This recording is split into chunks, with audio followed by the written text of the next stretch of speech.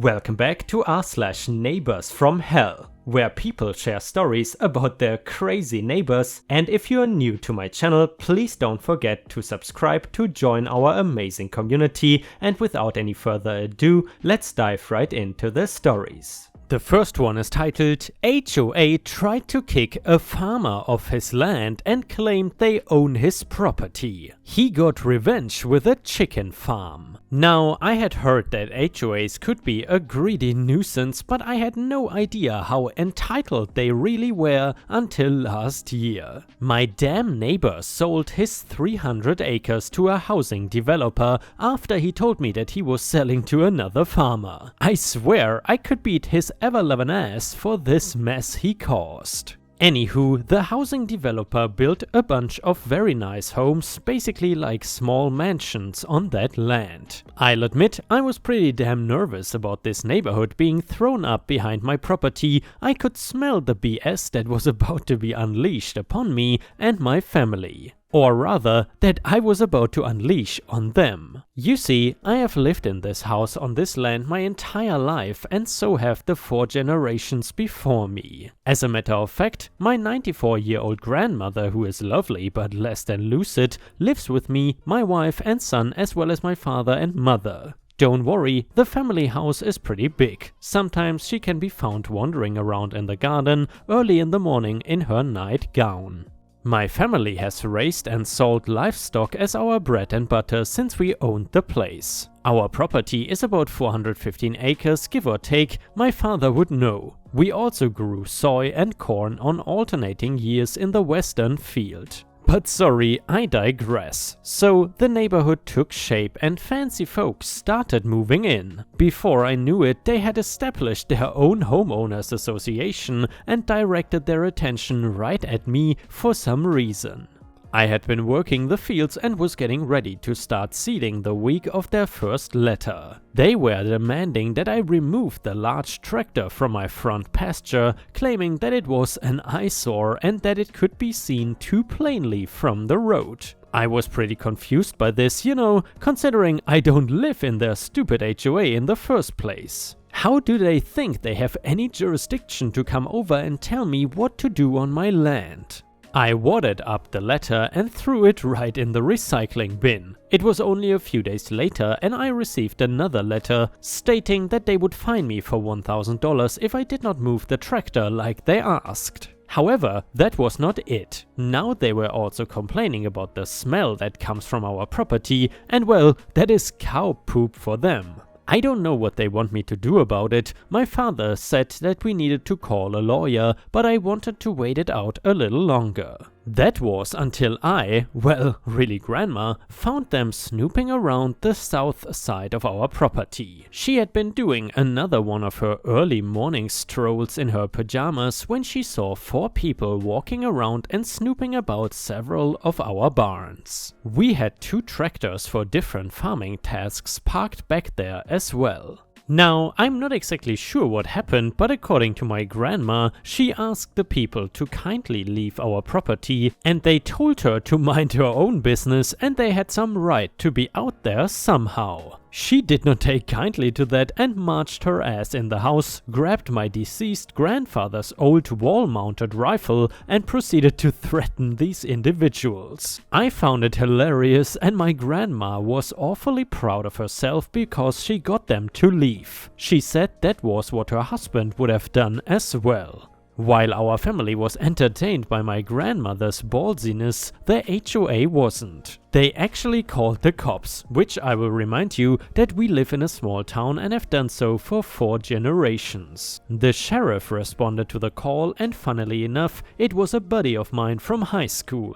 And he coached my daughter's Little League team, so needless to say, we knew each other. Sheriff Mark was quite amused by everything really and seemed to have a similar opinion to mine. We owned this land and they were trespassing. My grandmother had every right to ask them to leave and when they didn't, she could have taken legal action.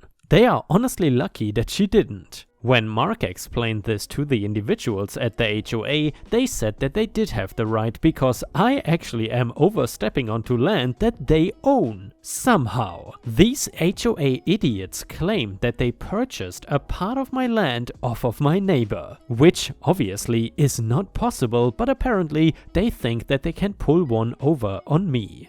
About 2 weeks later, we received documents saying that they were going to sue us for damages to the property and for trespassing. The first thing I did was laugh, the second thing I did was forward the documents to the lawyer that my father had found. Then we both had a good chuckle about how stupid these a-holes at the HOA are. With a quick check of the deed in our filing cabinet, I could prove that they were wrong about the land being theirs. The lawyer contacted our old neighbor and asked him what was going on with them stating that he sold them our land, and he stated that he did not say anything of the sort. No surprise there. That is when I decided that I thought I would make a little expansion to my property. All of that adjacent land that they think they own can certainly be used for a different purpose. My son had been trying to talk me into raising a couple hundred chickens. Maybe this is the perfect time to let him prove himself as some kind of aspiring chicken farmer.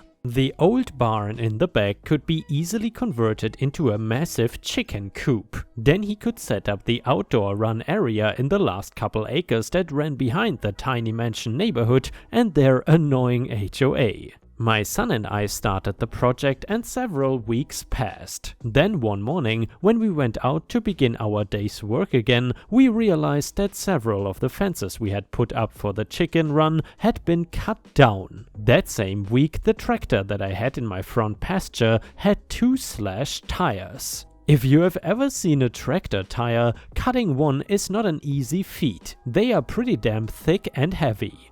At this point, I am pissed. They come onto my property and mess with my equipment and fences. What's next? They are gonna set fire to something or what? In my state of fury, I painted "This is war" on a large flat piece of particle board and posted it facing the neighborhood for all of them to see. So now it is on. Not only am I definitely going through with this chicken farm idea my son wants to do, but I'm gonna throw a few pigs in here as well. Believe it or not, I had more land to my disposal further south, still pretty close to their neighborhood. If you have ever smelled a pig farm, it is one of the worst.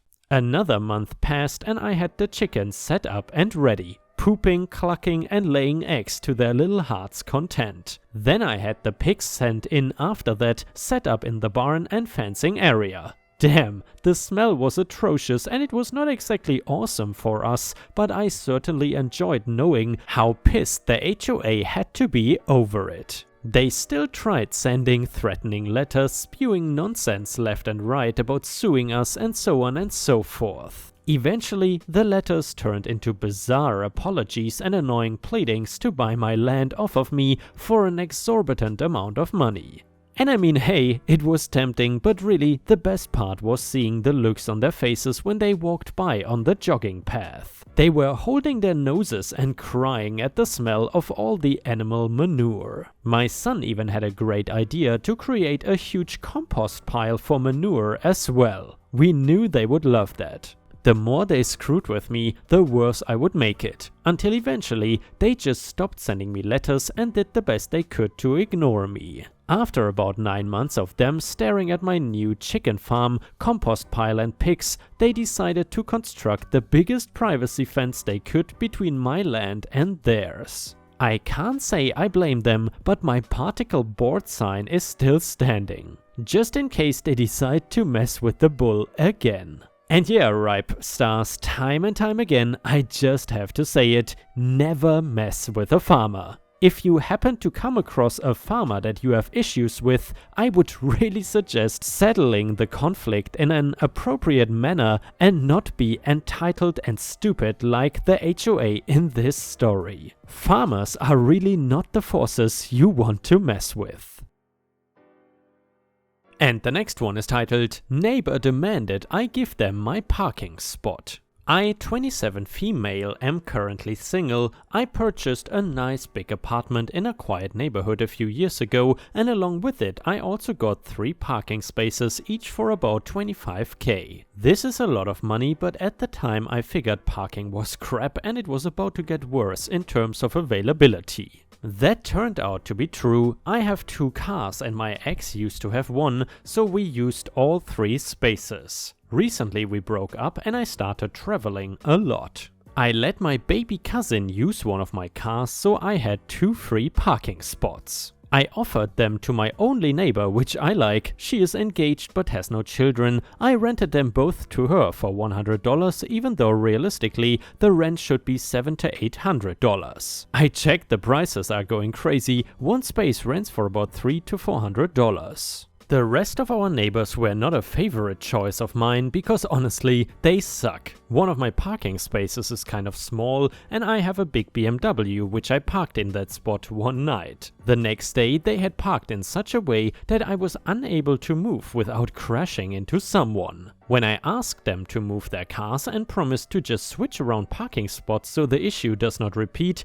I got the answer, "You are smart enough to leave your cars there. You should be smart enough to get it out. Don't you have a million cars? Go drive something else." I got them towed and they screamed their ass off, so that was fun. Suffice to say, we are not friends with the 4 families involved in this fiasco, which is why my lovely neighbor Sky, that even defended me, got my parking spots. People noticed Sky's cars and only a few days later they made a building association meeting, something I've not been invited to in a year, and sat me down and let me know that the parking situation is unfair. They said I have to put the parking spots up for the whole building and have a rent auction for who will pay the most. They said they feel I was being unfair as they had kids and Sky didn't. I felt bad and talked it over with Sky. She agreed her and her fiancé can manage with one of the bigger parking spaces which barely fits 2 cars, the second blocking the first.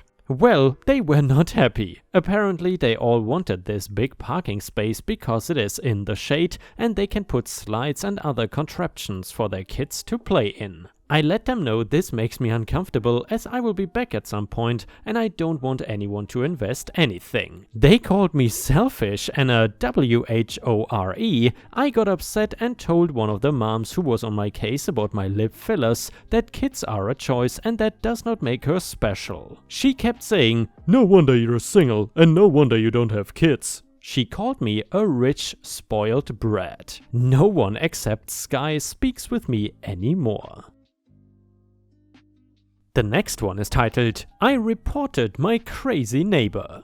I am still not sure whether or not I should feel guilty about this. My next door neighbor is a woman in her late 30s or early 40s who's a single mom. She has a 10-year-old boy and an 8-year-old girl. Her kids are her entire life, but she tends to live vicariously through her daughter. She constantly talks to me about beauty pageants her daughter is partaking in. A couple of times she said things like, "Annalise, name changed to protect the innocent, is throwing a fit because she doesn't want to practice her speech for Little Miss Louisville." Or whatever the pageant is called. She pushes the girl really hard to do pageants and I tried talking to her about it by saying, "Do you think that Annalise really wants to do these pageants? Maybe you should wait until she's a little older to start her on these." She always just kinda brushed it off, and well, this winter I noticed Annalise has looked pretty orange. I asked my neighbor about it and she said, "Oh, we've been using some spray-on tan for Annalise. She's got to look the right complexion for the spring season. And the Farmer's Almanac is calling for a long winter, so she won't have much time to get contest ready."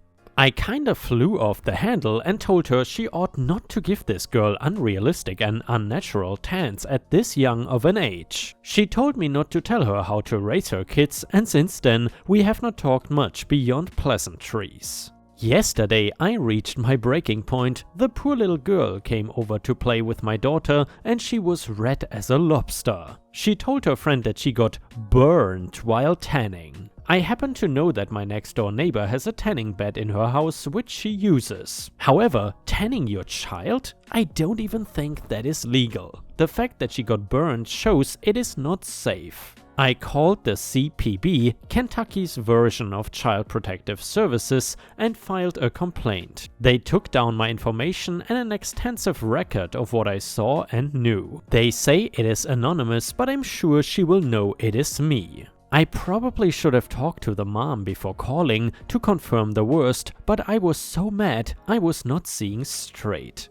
And yeah, Ripe Stars, if you would have been in this exact situation, what would you have done? Would you also have called CPS on your neighbor? Let us know in the comments, and while you're at it, I would really appreciate it if you could subscribe to the channel if you haven't already. Thank you so much in advance. And the next one is titled, Neighbors are complete jerks. So I, 29 male, had my daughter, 13 female, very young as a teenager. Her mom's family decided last minute that they did not want anything to do with a baby, so I've been raising her with the help of my family. Overall, my daughter is a really good, athletic, smart and funny kid. We live in an apartment because it is just the two of us, plus her cat, so we don't need anything bigger. We got new neighbors 2 months ago, a couple around my age with a baby. Last week though, I noticed my daughter would talk to them because she's pretty social. I decided to introduce myself as my daughter's dad, and they were shocked by how young I was. And asked where her mom is, just said I'm single and it is just me raising her. They were disgusted by us afterwards. I overheard the wife talking to my daughter yesterday and asked if she wished she had a mom. My daughter got really uncomfortable and did not know what to say. So, when she was at school, I confronted her and said, I don't care if you judge me, but don't judge my daughter or make her uncomfortable. The husband said, well, she was just asking a question, and maybe it was awkward for your daughter to answer because she really wants a mom. I told them both to just F off and not talk to my daughter.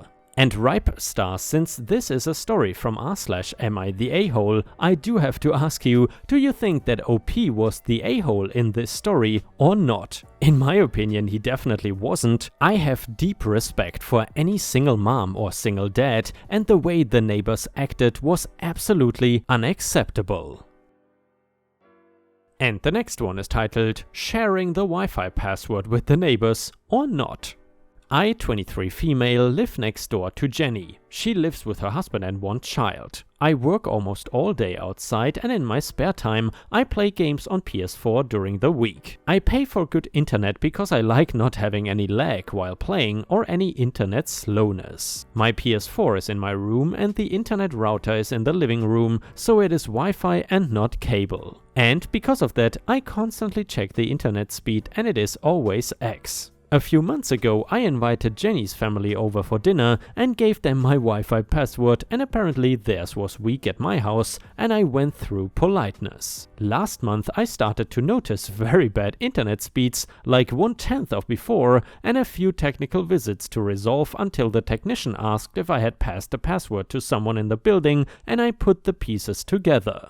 I then changed the password because the internet was crap and I did not want to share it with 3 more people. Last week the neighbor knocked on the door and asked for my Wi-Fi password because her internet was not working, and I commented saying that I changed it because there were people from other apartments using it. She got the message and said she was having a hard time and could not pay for her own internet, so in desperation she used mine, and if I could not give her the new password, promising that they would only use it at night when they got home from work. I denied, saying that night was my leisure time too, and that I didn't want to have bad internet, and I don't want to pay more for the internet to be good for 4 people. And even more so for her using it for a month without my permission. She stomped off, and oh gosh, my new image in the building is one of the petty woman who does not want to share Wi-Fi with people who are struggling financially.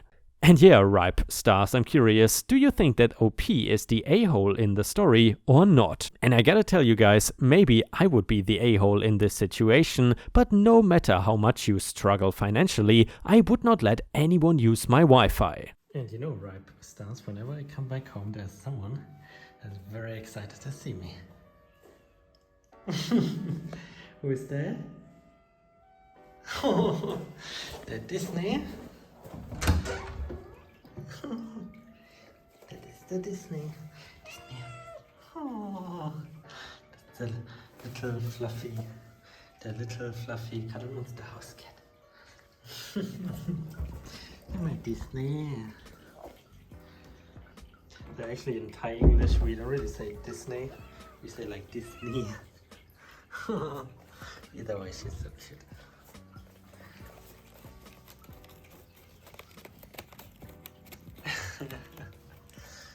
Right, Disney. What is Disney doing today? Disney wanna go to my room because she know I got a little bit more work to do. But I think that's fine.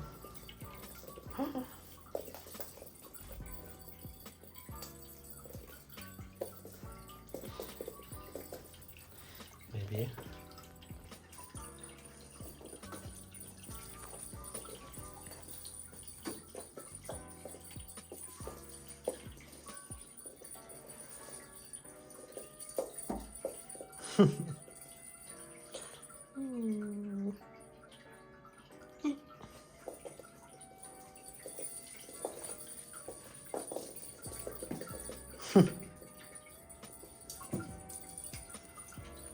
Really good, Disney. See, it's not a fat cat. Disney is still agile. Now need to lick first. Right, Disney? You see, she gave the community a kiss. That were, I think those were Disney's last words for the YouTube community. And yeah guys, thank you very much for watching, and I hope to see you again tomorrow. And ripe stars, with this we have reached the end of the video. However, if you still cannot get enough of my content, then I would highly suggest to check out my endless binge watch playlist, which will soon show up in the left corner of the screen. In addition, I would really appreciate it if you could not only subscribe to the channel, but also turn on the bell notifications, which you can do by clicking on the little bell icon right next to the subscribe button. This will help my channel tremendously, and this will make sure that you don't miss any of my videos. Furthermore, if you want to see additional ripe content that I don't post on YouTube, then I would suggest to head on over to patreon.com/ripeyoutube for more than 50 exclusive videos that you will not see anywhere else. Thank you so much for your amazing daily support, and I hope to see you again tomorrow.